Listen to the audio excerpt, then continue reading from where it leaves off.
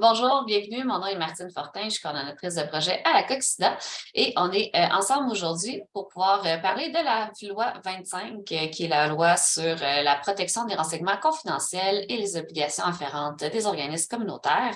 C'est une loi qui rentre en vigueur sur quelques années avec plusieurs étapes. Donc, on va voir aujourd'hui les premiers détails par rapport à ça et ensuite, on aura certainement l'occasion de s'en reparler avec le temps.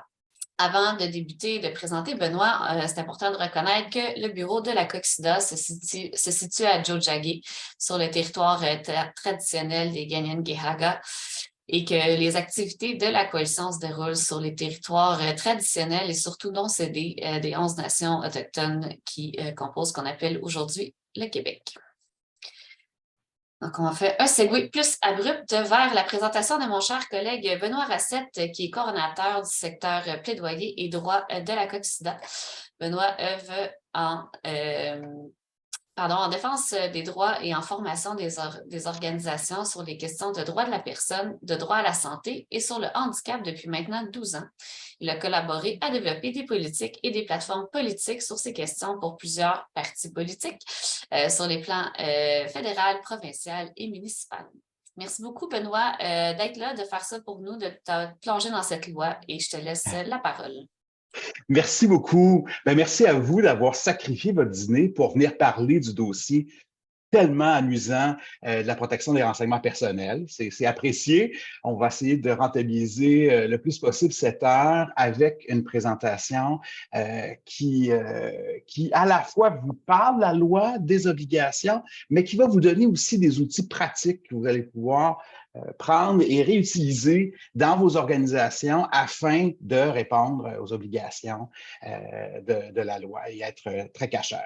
Précisément, le plan de la rencontre d'aujourd'hui. Donc, d'abord, l'état des lieux, les droits, les lois auxquels on est soumis et qui interviennent dans la protection des renseignements personnels, mais aussi cette loi particulière, la loi 25. N'oubliez pas que le chiffre, c'est toujours très temporaire. On l'appelle loi 25, mais un jour, ce ne sera plus la loi 25. Ce n'est déjà pas. Alors, c'est la loi sur la protection des renseignements personnels pour les entreprises, pour le secteur privé.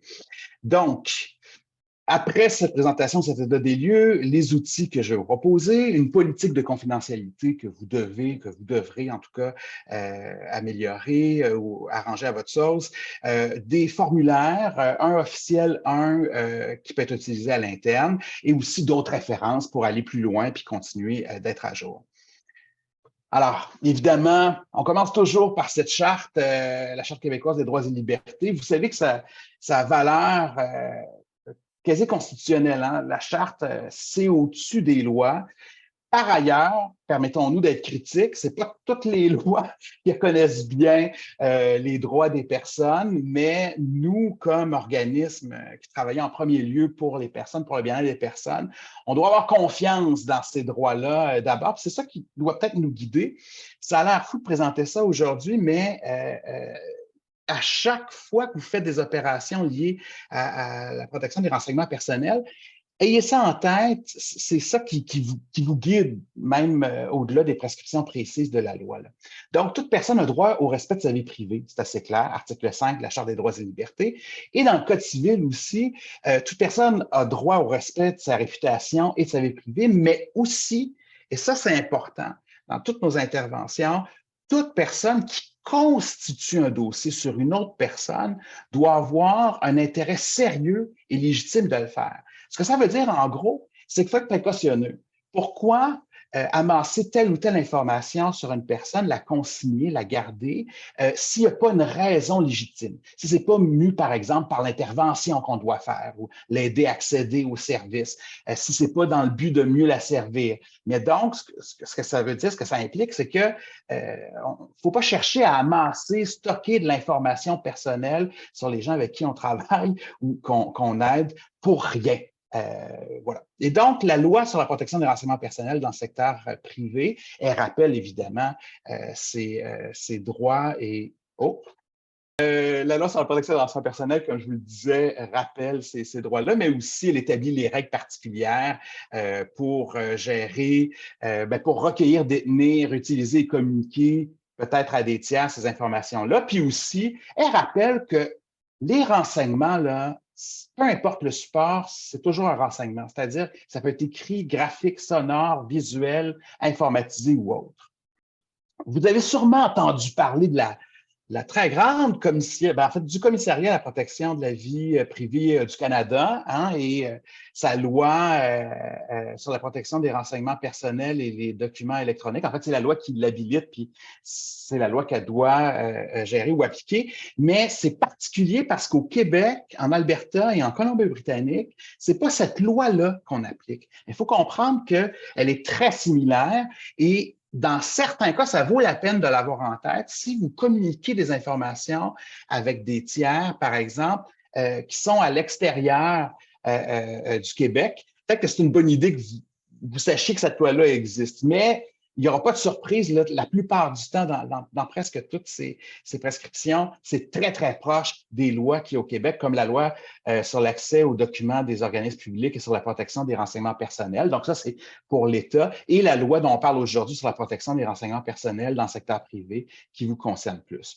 Vous voyez, la Commission d'accès à l'information du Québec, ça ne peut pas seulement avoir des informations sur le gouvernement, elle est aussi l'organe, c'est l'organe qui gère cette loi-là, mais aussi qui doit être informé des incidents de confidentialité qui pourraient porter préjudice grave, par exemple, ou qui peut même éventuellement, faites-vous-en pas, ils ne sont pas encore parfaitement organisés pour ça, mais ils pourraient même dans l'avenir demander à consulter les registres pour même revenir vers les organisations qui sont en cause sur des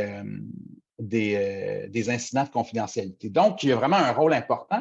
Plus que ça encore, je vous le dis, tout ce que je vous dis aujourd'hui, c'est très important, mais vous pouvez aller sur le site de la Commission d'accès à l'information du Québec et retrouver, même des fois mieux, ce que je vous présente aujourd'hui ou avec des détails et documents pour appliquer tout au long des années ce que vous commande la loi. Donc, pourquoi cette loi-là? C'était pour actualiser la protection des renseignements personnels à l'heure des changements technologiques. C'est évident, là, dans 15 ans, vous aviez votre classeur abarré avec toute l'information à mettre dedans, qui essentiellement vous respectiez la protection des renseignements personnels. Évidemment, avec la multiplication des plateformes, l'utilisation de disques de disques nuagiques, l'utilisation de toutes sortes de logiciels. Enfin bref, c'est ça que l'information a tendance à voyager plus que dans notre classeur.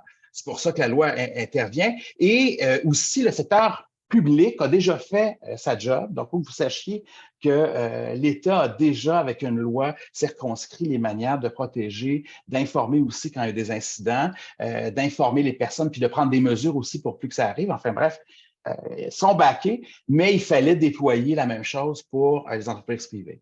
Et j'ose dire qu'on pourrait profiter de la loi 25 pour faire peut-être l'inventaire de nos pratiques puis s'améliorer. Hein? Ça peut être positif. C'est pas juste du temps que ça nous prend pour lequel on n'est pas assez financé. Hein? C'est peut-être aussi l'occasion de regarder comment nous on agit. Une des raisons peut-être qui explique pourquoi beaucoup de groupes n'ont pas encore été saisis de ces obligations-là, ont compris qu'il y avait une loi, c'est parce que on entend entreprise hein, dans la loi, on parle de privé, puis on se dit, ah, bon, ben, les organismes communautaires, ce n'est pas des entreprises privées, effectivement, mais au sens du Code civil, et même souvent, vous savez, on se réfère à la loi sur les compagnies, les organismes communautaires correspondent tout à fait à la définition de ce que c'est une entreprise, c'est-à-dire que, bon, vous l'avez dans la figure, là, mais c'est un exercice par plusieurs personnes ou une personne morale, une activité économique organisée, à caractère commercial ou pas, dans la production, la réalisation de biens, l'administration, tout ça, et aussi la prestation de services. Donc, c'est en vertu de ça que vous êtes concerné par la loi. Et quand le privé, c'est par opposition à public, là, donc vous comprenez bien, public, c'est pour gouvernement. C'est quoi nos nouvelles obligations? Voilà, vous en avez sûrement entendu parler, mais la toute première, c'est la désignation d'une personne responsable de la protection des renseignements personnels. Et ça doit être fait depuis 7 ans. Je suis désolé de vous l'apprendre. Donc, cette personne-là est responsable, évidemment, de connaître dans l'organisation où sont les données, les renseignements confidentiels, mais surtout c'est la personne qui répond si on souhaite avoir accès à ces données, par exemple, s'il arrive quelque chose, un problème ou autre, ou c'est aussi la personne qui sera responsable de signaler s'il y avait un incident important. Et à défaut d'une désignation d'une personne responsable de la protection des renseignements personnels, c'est la personne qui a la plus haute autorité. Alors, vous trouviez, cher DG, directrice, que vous n'ayez pas assez de job, voici votre nouvelle tâche, celle de protéger les renseignements personnels. Il est important aussi de tenir un registre des incidents de confidentialité. La forme peut varier, hein, il n'y a pas une obligation très spécifique. Puis, je vous propose plus tard quelque chose de simple pour constituer ce registre-là. Et aussi, troisième chose qui vous incombe maintenant, c'est que vous devez signaler des incidents de confidentialité. Donc, ça veut dire que vous devez tenir un registre de tous les incidents de confidentialité, mais quand ils deviennent graves, vous devez signaler cette situation à la commission d'accès à l'information. Donc, c'est les trois obligations qu'on a. Évidemment, il y en a d'autres dans le temps. En 2023, donc cette année, en septembre, on devra avoir adopté comme organisme une politique qui gère vos pratiques, votre gouvernance des renseignements personnels. Aussi, super important, et ça, c'est vraiment moins connu, on va devoir mieux gérer le transfert de données qu'on fait à un tiers. Parce que vous savez que les personnes qui vous donnent des renseignements ou sur lesquels vous avancez des renseignements, techniquement, elles ne s'attendent pas à ce que vous voulez vous transfériez ça à un tiers. Et donc, ils vont devoir, si éventuellement vous transférez, y consentir. Et donc, non seulement ils vont devoir consentir au fait que vous amassez des informations, mais si vous faites un transfert, ça doit être prévu. Puis plus que ça, il va falloir que vous ayez des ententes avec les tiers avec lesquels vous fonctionnez pour l'utilisation des mêmes données. Là, classiquement, là, je vous le dis, par exemple, si vous travaillez avec des cliniques même s'ils sont protégés par la loi sur la santé, il y a une protection supplémentaire. Les cliniques avec lesquelles vous travaillez, les instances avec lesquelles vous travaillez, les autres organismes, même éventuellement, ça va assez loin, ce que vous utilisez comme portail nuagique là, où vous déposez des données, etc., il faut qu'ils répondent aux normes. Il n'y a pas d'entente avec eux, là, ce n'est peut-être pas toujours possible, mais il faut qu'ils répondent aux normes québécoises et canadiennes. Puis je vous donne tout de suite dans le mille, Microsoft. Microsoft, par exemple, c'est déjà signé, c'est clair, et répond. Fait que si vous avez la suite, vous êtes en ligne comme nous à la COQ, on s'en vient là-dessus, ben, ça répond aux normes, donc vous êtes backé pour septembre 23, mais ça fait partie des nouvelles obligations que vous aurez. Et il faut aussi prévoir, pourquoi dans votre politique là, que vous allez faire ou dans une autre à part, comment vous conservez et vous détruisez les renseignements personnels. Et finalement, en 24, le droit à la portabilité, là, c'est un néologisme bien sexy, là, mais ce que ça veut dire en gros, c'est la communicabilité de vos informations pour deux situations. Donc, si la victime demande à avoir accès à ses renseignements personnels, il va falloir que ça soit dans un format lisible, puis que vous le choisissiez. Puis, si vous transmettez de l'information aux instances gouvernementales, il va falloir aussi que ce soit convenu dans un format. Et ça, je veux juste vous dire, il y a encore des instructions qui s'en viennent. Je peux vous dire que ça s'en vient en 2024. L'obligation, on la connaît, c'est documenté, mais la précision sur des formats ou des choses comme ça n'est pas encore arrivée. Donc, on s'attend quand même à des propositions de bonnes pratiques, que ce soit de la part du gouvernement, mais même aussi de firmes, parce qu'il y a des firmes d'avocats qui nous proposent des bonnes pratiques en lien avec la loi. Donc, ce n'est pas encore arrivé, ça va s'en venir dans l'année qui vient. L'affaire dans tout ça, c'est qu'il y a un implicite n'est pas écrit, qu'il va falloir que vous adressez, en fait, que vous intégriez, c'est qu'il faut soit développer ou consolider son infrastructure technologique de stockage, peut-être d'encryptage si vous en avez, ou de gestion des renseignements personnels. Ça veut dire que vous allez devoir vous poser la question dans la prochaine année, puis dans celle d'après, pour répondre à cette obligation-là, ben, mes données sont où, sur quel portail, est-ce que tout le monde y a accès, est-ce que c'est sécurisé, est-ce que c'est le bon moyen, j'utilise une base de données, par exemple, pour des dons, etc. Est-ce que tout va bien? Tous ces pro-dons, c'est ça qui vont se conformer, mais mettons que je fais affaire avec une affaire à l'externe, etc., etc. Donc, malheureusement, ça vient avec. Alors, si vous manquez de job, encore une fois, ça vaut la peine de peut-être penser l'année prochaine à comment vous gérez vos données de manière générale, quel genre de base de données vous utilisez afin de répondre aux demandes de la loi. Donc, les renseignements personnels et confidentiels, qu'est-ce que c'est? C'est tout renseignement fourni ou communiqué à l'organisme sous quelque support que ce soit, on l'a dit plus tôt, et nous, à la COQ, on dit qui concerne un participant, participante, un ou une employé. Peut-être que ça fait partie aussi de comment vous nommez les personnes, mais vous comprenez que vous mettez les gens avec qui vous travaillez là, mais qui peut être utilisé pour l'identifier. Et ça, c'est la clé. Une information personnelle, c'est quelque chose qui permet d'identifier. Donc, nom, numéro de téléphone, adresse, courriel.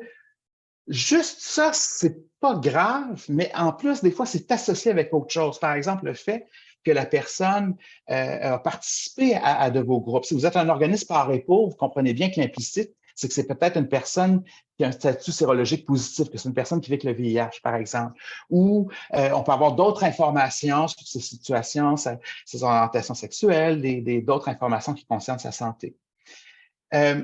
Pour plus de certitude, ce que n'est pas un renseignement personnel, c'est quelque chose qui ne permet pas d'identifier une personne dans le cadre d'un témoignage, par exemple, qui ne sont pas des renseignements confidentiels.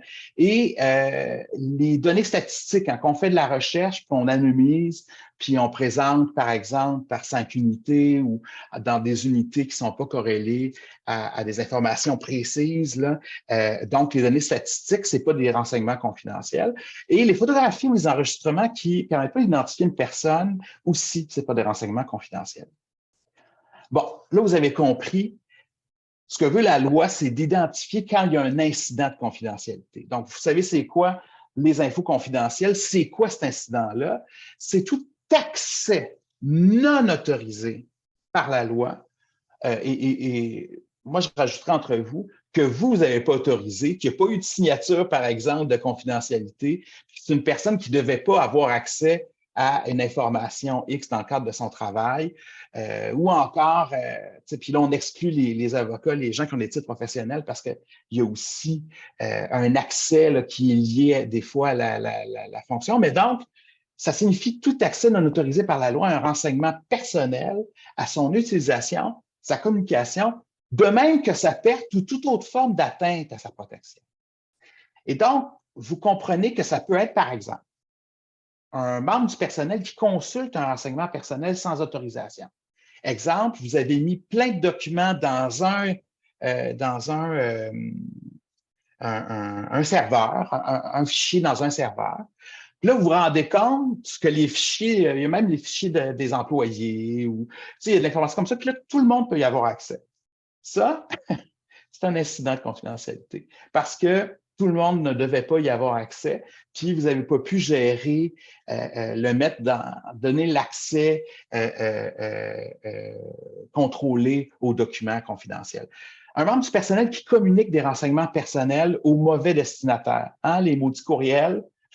Ça, c'est exactement le type d'incident qui peut nous arriver. C'est pour ça, d'ailleurs, qu'il ne faut pas oublier d'utiliser le plus souvent possible le CCI. Hein. Puis, même aujourd'hui, les nouvelles plateformes nous encouragent qu'on fait un envoi à plusieurs personnes à les mettre dans le CCI. Tout ça, c'est parce qu'il y a eu des agirs un peu partout pour protéger les renseignements personnels, puis ça pourrait constituer un incident de confidentialité si vous envoyez, si vous n'utilisez pas ces moyens-là en envoyant de l'information à des mauvais destinataires. Évidemment, on ne parle pas de l'infolette là, ici. Là.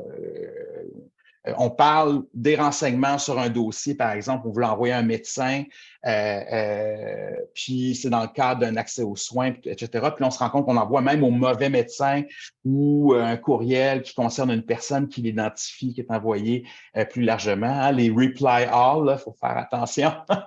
Donc, ça peut être un incident de confidentialité. Et évidemment, les plus connus et ceux pour lesquels on ne peut pas faire grand-chose à part d'avoir des outils technologiques qui nous protègent. Donc, l'organisation est victime d'une cyberattaque, d'un hameçonnage de rançongiciel ou d'autres formes d'accès aux documents ou de piratage. Le registre en question, c'est celui qui va contenir tous les incidents de confidentialité que vous allez répertorier. Donc, c'est l'ensemble des renseignements qui sont consignés et chaque incident, dans le fond, on doit indiquer les circonstances de l'incident, le nombre de personnes visées. Donc, par exemple, le nombre de personnes qui l'ont eu.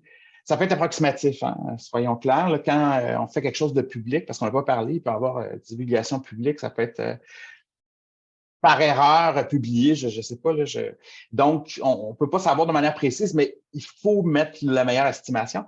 L'évaluation de la gravité du risque de préjudice. Ça, je vous explique un peu après comment on évalue ça. Et les mesures qui sont prises en réaction à l'incident.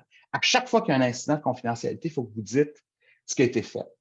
Par exemple, on reprend l'exemple du courriel. Là, la note qu'on met depuis des années en bas, c'est évidemment sur le plan légal, elle ne nous protège plus tant que ça, mais c'est un moyen qu'on a d'éviter que quelque chose s'étend, d'atténuer la gravité d'un incident de confidentialité. Donc, par exemple, dans le courriel, dans le mot type qu'on met en bas de courriel, on dit si vous n'êtes pas le bon destinataire, mais décidez de le renvoyer, de le détruire, ou de nous informer et de le détruire, par exemple. Donc, ce que je veux dire, c'est que dans l'incident de confidentialité, si, mettons que c'est un problème par courriel qui a été repéré, ben, le fait que vous avez mis le mot en le bas, c'est un moyen que vous avez pour réduire l'impact de l'incident.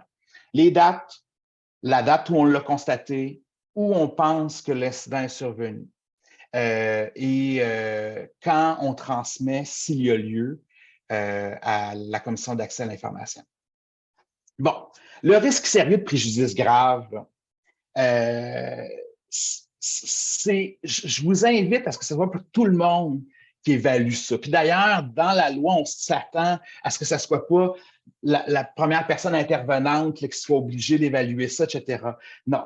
L'affaire, c'est que tout le monde doit constater l'incident de confidentialité quand il arrive, mais souvent, on vous recommande, en tout cas, c'est dans les bonnes pratiques aussi, là, que ce soit des personnes en particulier qui sont peut-être plus avisées ou quelqu'un au RH peut-être, ou la direction qui évalue le risque sérieux de préjudice grave.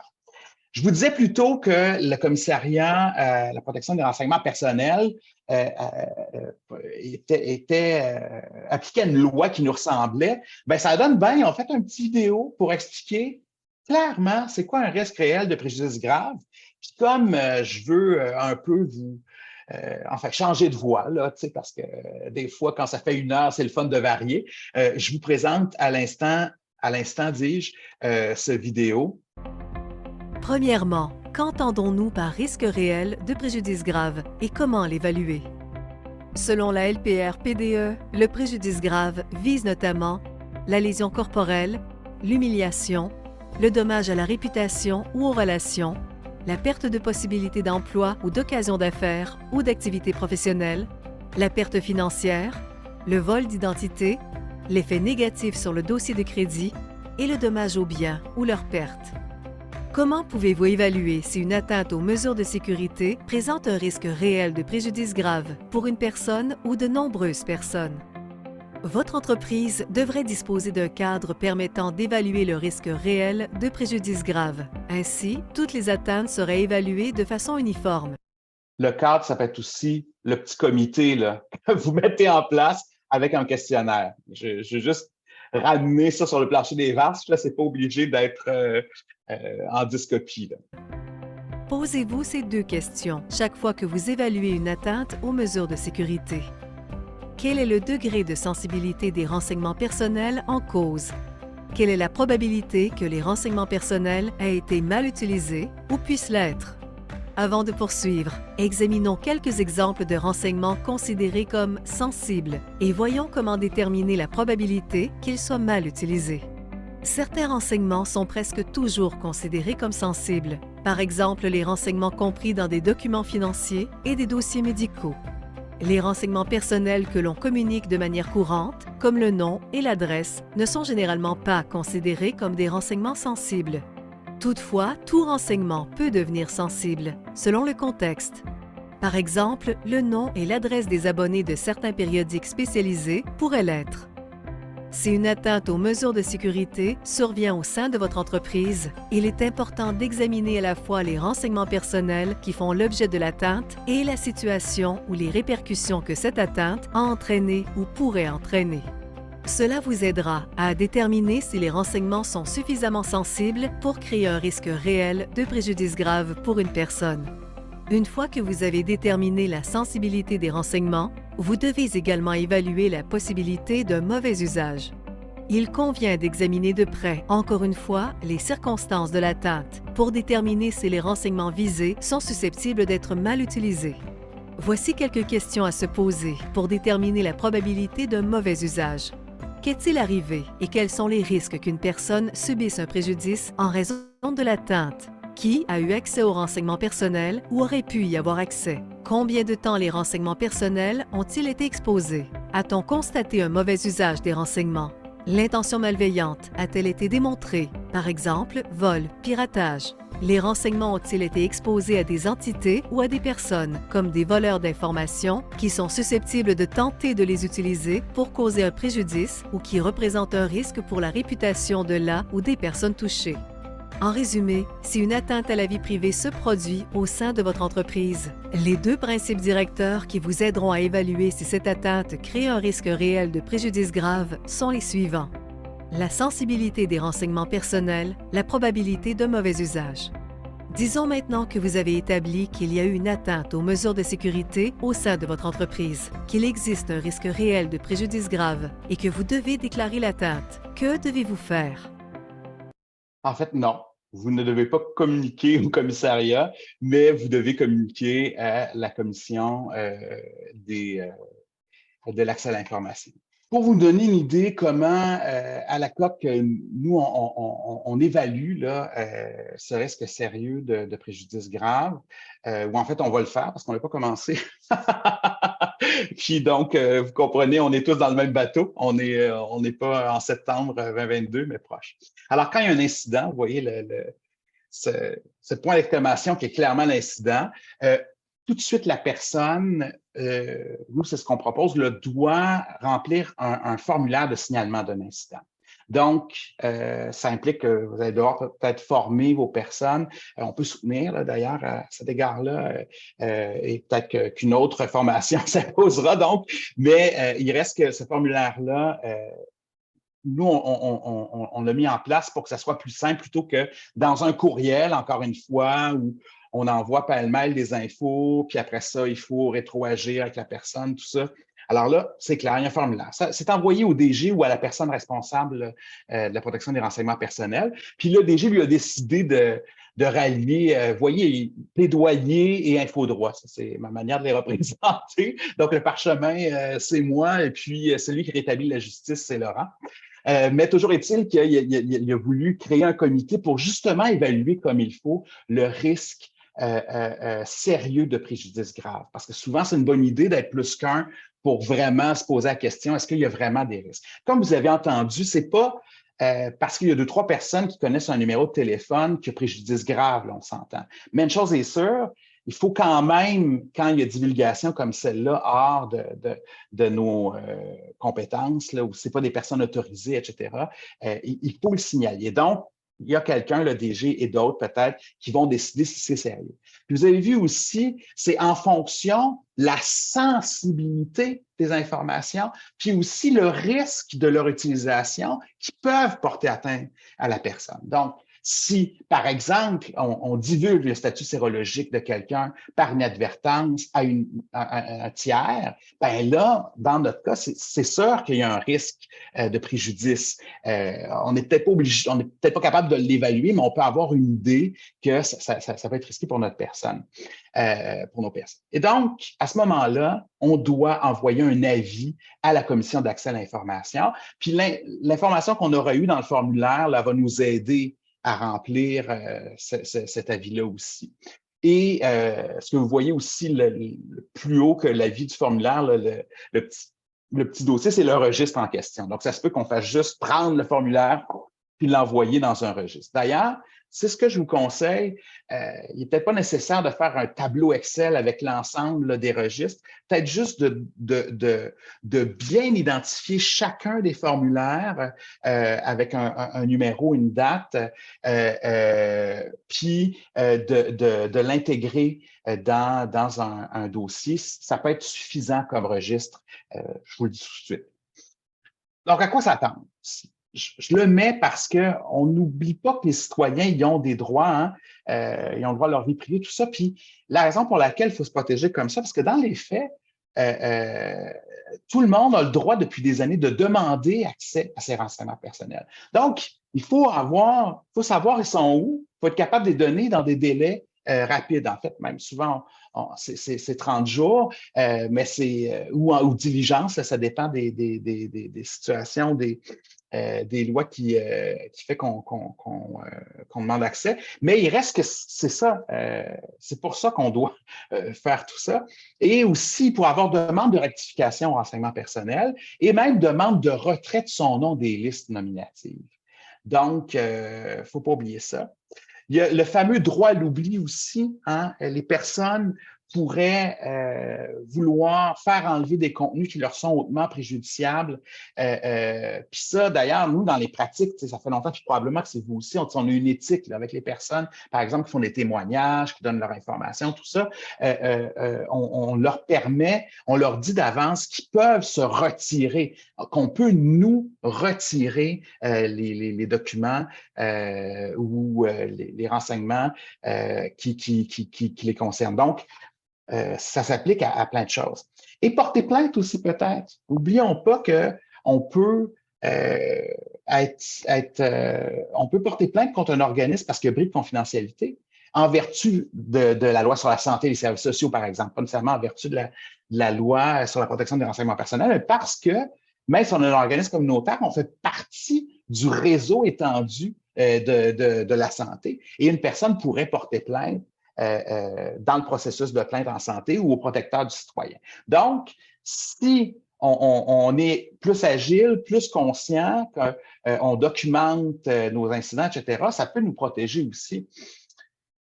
Alors, assez parlé de l'ensemble de la chose, je pourrais prendre des questions à partir de ce moment-ci parce que là, je vais entrer dans les outils précis de la politique, qu'est-ce qu'on met dedans, les formulaires, c'est quoi les cases, vitement en tout cas, puis comment on peut les utiliser afin de répondre aux exigences de cette loi-là. Fait que peut-être que je pourrais prendre des questions à ce moment-ci s'il y a des gens qui en ont.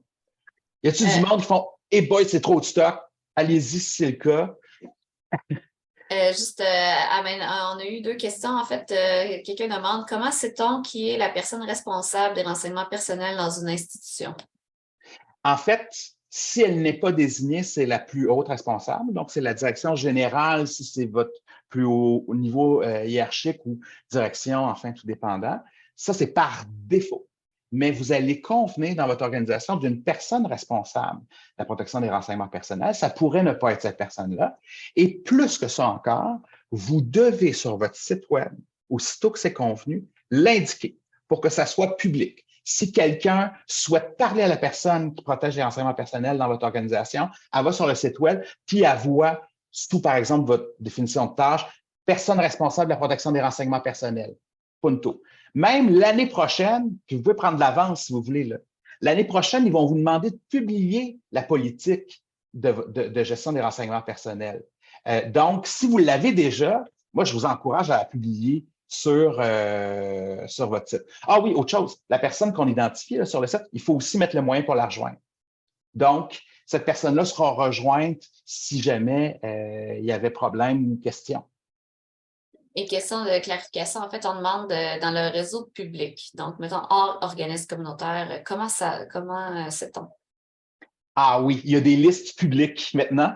En fait, c'est pas la même loi en fait, OK, je recommence en avant, là. Il y a déjà des lois qui protégeaient, là, OK? Soyons clairs. La loi sur la santé et les services sociaux est super claire sur la protection des renseignements personnels. Pas toujours bien appliquée, là, par exemple, ça vous le savez, hein? Des fois, il y a des professionnels, des gens qui oublient, là, qui sont tenus à tenir les dossiers confidentiels, etc. Mais il reste qu'il y a déjà des garanties, qu'il y avait déjà des mécanismes aussi, non seulement pour porter plainte, mais pour avoir accès, etc., etc. Mais là, la loi de protection sur les renseignements personnels dans les organismes publics, elle a édicté des choses nouvelles. Chaque entité crée aussi un comité. Il y a une personne responsable désignée. Même sur le site de la Commission d'accès à l'information, il y a la liste des organismes touchés. Il y en a, là. Ça va des établissements de santé jusqu'aux commissions scolaires, en passant par les ministères. Et chaque entité a identifié une personne avec les moyens pour les rejoindre. Donc ça va vous aider aussi dans vos recours, aussi si il y a des personnes avec qui vous travaillez qui vivent des bris de confidentialité, qui veulent avoir accès à de l'information ou même simplement à leur dossier, ça va être en facilitant cette liste-là. Léonie, vous... Oui. Léonie, tu peux poser tes questions? Oui. En cas de fuite d'incident de confidentialité pour une base de données gérée par plusieurs personnes, la responsabilité, c'est à qui?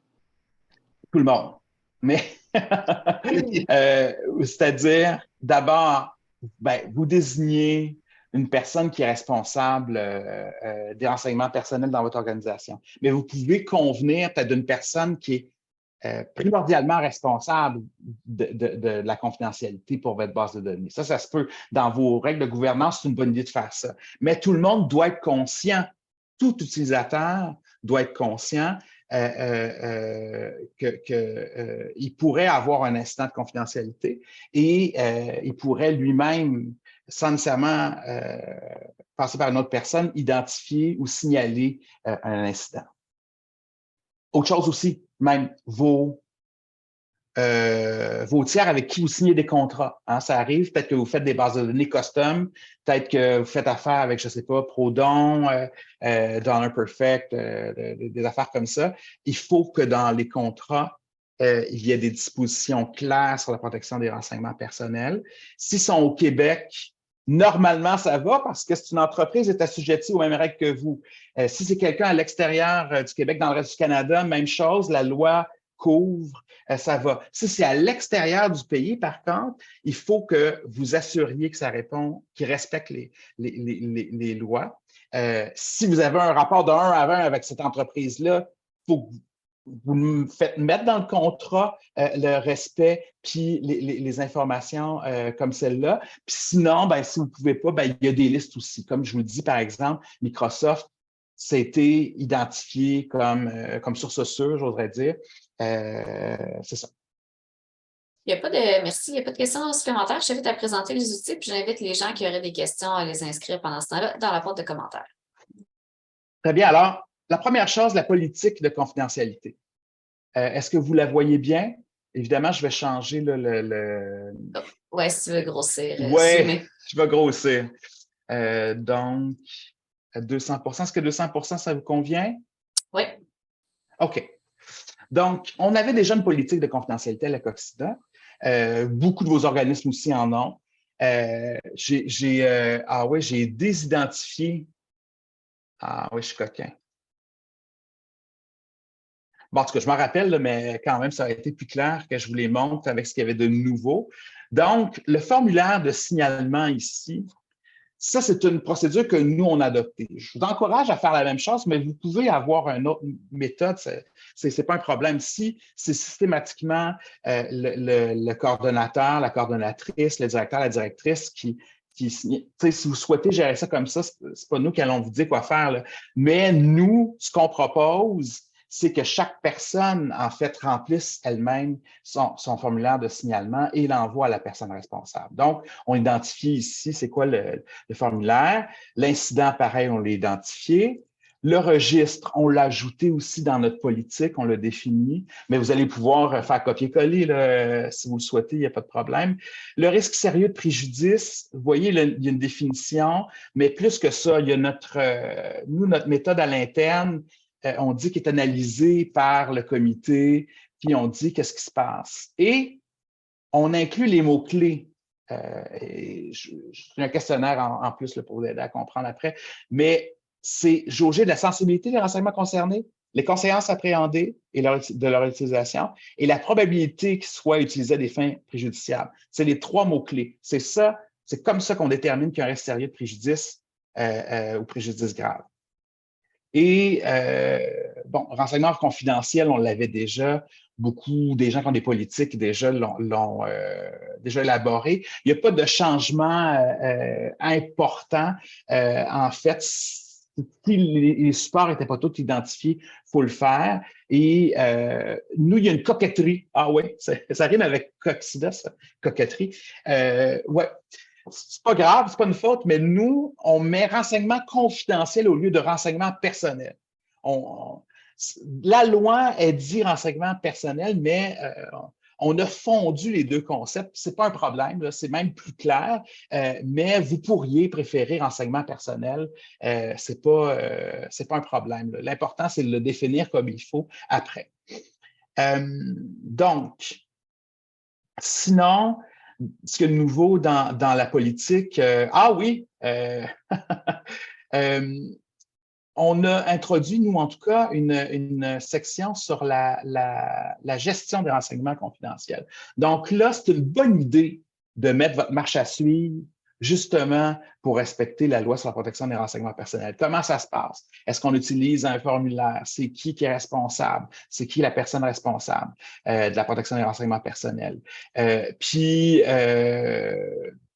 c'est ça. Puis aussi, c'est qu'est-ce qu'on fait en cas d'incident de confidentialité, donc, comme je vous disais, puis comment on envoie le formulaire aux autorités. Ça, vous pouvez tout consigner ça ici et vous pouvez copier-coller. Ah! Critique de mise en page, j'ai changé de page, désolé. Donc, sinon, n'oubliez pas qu'il faut faire signer une politique comme celle-là. Et je vous dis ça parce que c'est un surcroît de protection pour vous. Et ça vous permet, et là, ce qui est très important, quand on est avec Ken, là, il le fait systématiquement. Ça veut dire que vous allez devoir, quand vous intégrez les nouveaux employés, le faire pareil. Quand vous signez cette politique-là, profitez-en pour parler de la loi 25 ou de la loi sur la protection des renseignements personnels et des obligations. Bien évidemment, ils vont le voir à la politique, mais ça, c'est une obligation de la fin de cette année, de septembre, d'avoir une politique, puis de l'appliquer, puis de s'assurer d'avoir une gouvernance, etc. Donc, informez votre monde à ce moment-là que vous opérez de telle ou telle manière, puis présentez-leur les outils aussi. En parlant d'outils, on a développé un petit formulaire aussi, mais qui est calqué là, sur le formulaire officiel. Là. Il y a de la magie là-dedans. Est-ce que, excuse-moi, tu pourrais agrandir? On va l'agrandir. Alors, et René est dans la salle, il n'y a pas de logo, c'est un crime. Je m'excuse. Mais c'est ça. Donc, est-ce que René me chicane? Non. Mais mettez votre logo, c'est une bonne idée. Donc, la date de l'incident, vous voyez, c'est important de la documenter. Puis là, ici, on classe, vous pouvez faire comme ça, en 4 types d'incidents. L'accès non autorisé, l'utilisation non autorisée, la communication non autorisée, puis la perte d'un renseignement ou un atteinte à la protection. Ça, c'est piratage, etc. C'est une bonne manière de le présenter en 4 points. Puis, on comprend que l'accès, c'est moins pire que l'utilisation probablement, puis la communication. Il y a une certaine gradation là, dans les types d'incidents. Les causes, écoutez, je suis allé prendre les officiels proposés par la Commission d'accès à l'information, mais on va y aller, là, je vais en définir une couple, là. Vous pouvez prendre ceux-là. Voilà. Alors, altération délibérée, c'est vraiment des changements dans les informations. Mais je me rends compte, je ne l'aime pas du tout. Mais c'est des faussetés au fond, des altérations sur les informations de la personne. Donc, ça peut être une forme d'incident. En communiquant ces informations confidentielles, on dit aussi des faussetés à cet égard. Une communication accidentelle, c'est assez clair. Communication délibérée sans autorisation, ça, on comprend, quelqu'un voulait mal faire. Là, okay? ou il n'était pas dans l'exercice de ses fonctions. Donc, sans autorisation, soit par l'organisme, soit par sa fonction. Consultation non autorisée, ça c'est général, là. Mais ça ressemble beaucoup. Je dois avouer que même moi, j'en pointerais plusieurs, en tout cas. Sinon, la cyberattaque, ça devient clair. La défaillance technique, ça, c'est vraiment si vous n'avez pas de mur, votre mur ne fonctionne pas, ou il y a un problème technique, je parle de mur firewall, là, ou qu'il y a vraiment un problème informatique ou logiciel identifié. La destruction accidentelle, vous voyez, ça, c'est à l'inverse. Si vous avez détruit des choses que vous ne devriez pas détruire, ça peut en faire partie et ça pourrait se ramasser dans le recyclage. Hein? Des reçus d'impôts dans le recyclage, ça c'est non. Des informations, c'est ça, qui sont mal détruites, etc., ça peut faire partie de ça. Benoît, pardon, il te restera oui. 5-6 minutes à peu près. Destruction volontaire, etc., divulgation accidentelle, voilà. Donc, erreur humaine. Vous pouvez en cocher plusieurs à la fois aussi. Donc, erreur humaine, ça veut dire vraiment que le courriel, vous l'avez envoyé, c'est quelqu'un, là, c'est par opposition à quelque chose qui serait technique, par exemple, ou lié aux cyberattaques, etc. Ingénierie sociale, et ça, là, j'ai trouvé ça spécial. Je suis désolé, je reprends ça que la commission proposait, là, mais ingénierie sociale, ça veut dire, tu sais, les courriels là, qui viennent, par exemple, de Syrie en contexte de guerre, puis qui demandent de l'information. C'est juste ça, l'ingénierie sociale. Donc, quelqu'un accepte, là, il entretient des liens, puis il dit... il t'écrit plusieurs fois, puis là, vous répondez, tout ça. Ça, pour obtenir des renseignements personnels, ça, c'est de l'ingénierie sociale, en tout cas. Perte d'accès aux renseignements, perte de renseignements. Donc, l'accès, par exemple, vous n'avez plus accès au serveur pour une raison X, etc. Perte de renseignements de toute nature, ça peut être à cause de piratage, etc. Les rançons logiciels, ça, c'est des logiciels, des malwares en anglais, je suis désolé, mais quand vous allez sur un site, puis là, ça contamine toute votre base, mettons, parce que votre antivirus ne marchait pas bien. Vol de renseignements et autres précisés. C'est là qu'il fallait que j'arrive. Dans le doute, là, si jamais une de ces cases-là vous énerve, vous le précisez ici. Et de toute façon, plus bas, il y a la description des renseignements. Mais en fait, ça me permet de ne pas le faire une fois rendu dans la déclaration officielle au commissaire, à la commission sur l'information. Mais dans le doute, vous décrivez ou vous le précisez. Il faut que vous identifiez le type de support. Ça, c'est assez clair. Ça peut être perdre une clé USB. Hein, ça, je ne sais pas si ça vous est arrivé. Moi, ça m'est déjà arrivé. Pas le fun. Mais donc, voilà, vous identifiez la description des renseignements personnels visés. Et là, je veux commentaire Coxida. Il n'est pas nécessaire d'être spécifique.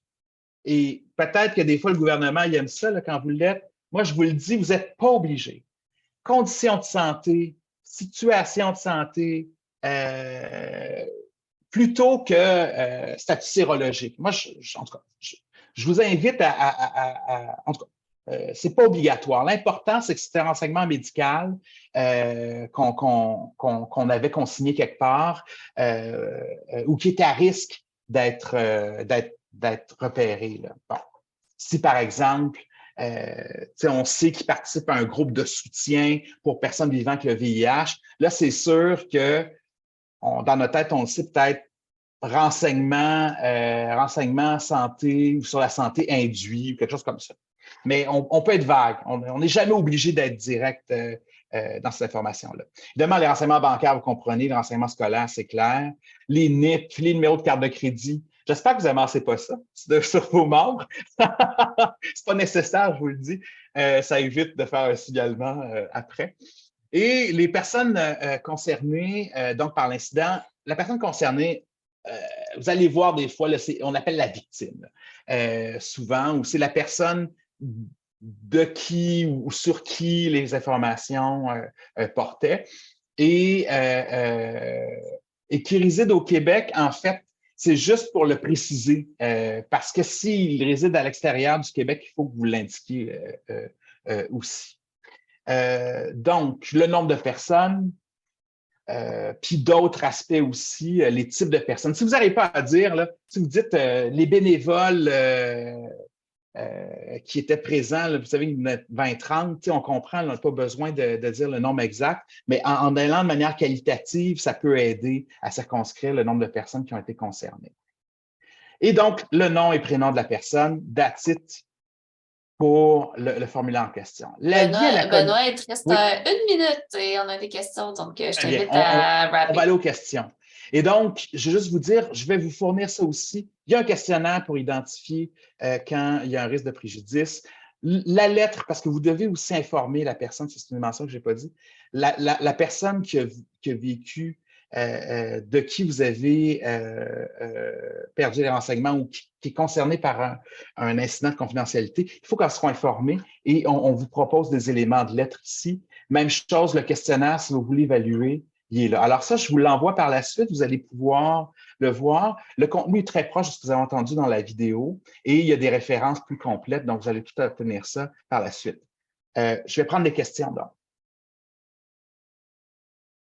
Oui, ben ça rejoint un petit peu ce que, ben oui et non, en fait, les 2 personnes qui se demandent est-ce que, d'un, la politique doit être expliquée ou résumée aux personnes aidées dans un organisme, mais est-ce que même qu'elles devraient signer, tu sais, te présenter la politique de confidentialité qu'on a à la COC que les employés doivent signer, est-ce que ça doit être signé par les participantes? Donc, expliquer dans un côté et signer de l'autre. Donc, c'est ça que là, l'obligation, c'était de le gérer avec une personne, etc. Puis là, en septembre prochain, ça va être aussi d'obtenir les consentements manifestes de divulgation d'informations, de renseignements personnels. Donc, oui, dès septembre prochain, il faut que vous assuriez que les personnes qui vous donnent l'information soient conscientes qu'ils le font et que vous vous engagez à respecter la loi 25 ou la loi sur la protection des renseignements personnels. Et ça, c'est une bonne idée de leur dire. Et au même moment, vous leur dites aussi, si vous souhaitez avoir accès à l'information, vous pouvez. Et si jamais il y a un incident de confidentialité, vous êtes informé. Effectivement, quand un patient ou une personne, désolé, participe, il faut l'informer. Puis si vous recueillez les informations, il faut que vous mettiez un paragraphe dans le formulaire qui indique que vous respectez la loi et ses grandes lignes. Je pense que tu as répondu, mais juste pour être sûr, on disait, par exemple, chez Réseau, on fait une tenue de dossier électronique et nous expliquons les modalités de cette tenue de dossier avec la personne en début de suivi. C'est indiqué sur le formulaire de consentement qu'elle signe. Est-ce qu'il serait dans les règles? Il faut juste, je ne l'ai pas vu, votre truc, mais c'est juste que dans l'avenir, là, il va falloir que vous soyez, je pense l'année prochaine, entre autres, peut-être qu'il va falloir que vous répondiez à un format sur les informations en question. Et comme je vous l'ai dit, ça implique que vous allez être obligé de réfléchir sur quoi est votre base de données, etc. Dans ce contexte-là, peut-être que vous allez devoir revoir des choses. Mais en même temps, la plupart des politiques, je ne l'ai pas lu, il faudrait la voir, là, mais contenait quand même les informations de base sur la protection des renseignements personnels. Il faudrait peut-être juste, au mieux, dire qu'on respecte en plus la loi sur la protection des renseignements personnels dans les entreprises privées. Peut-être d'ajouter ça, ça serait logique. Là. On a le temps pour une dernière question, si quelqu'un en a une. Sinon, on se fait demander si on aura accès au PowerPoint et aux outils déjà créés. Oui! Vous avez tout. Et même, vous avez plus encore. Je suis désolé de vous dire, mais je vais aussi vous faire parvenir un PowerPoint préparé par Léa parce que dans le quotidien, vous avez à fonctionner avec la confidentialité puis le respect de la confidentialité. Puis là, on n'a pas fait le petit point là, des pratiques que vous devrez continuer d'avoir, tout ça. Et ça, je veux juste vous dire, là, ces pratiques-là que vous avez déjà, etc., c'est tout ça que vous allez pouvoir consigner. Puis, dans la présentation que je vais vous envoyer, vous allez savoir quand est-ce que vous devez continuer de faire les bonnes choses pour préserver la confidentialité. Oui, René. Oui, donc merci pour la présentation. J'avais une petite question concernant les archives, donc des organismes. Est-ce que les centaines de dossiers de bénéficiaires déjà ouverts vont devoir passer par un processus d'informer les personnes? Donc, Non, pas rebours. Non, non. J'ai rien vu de rebours.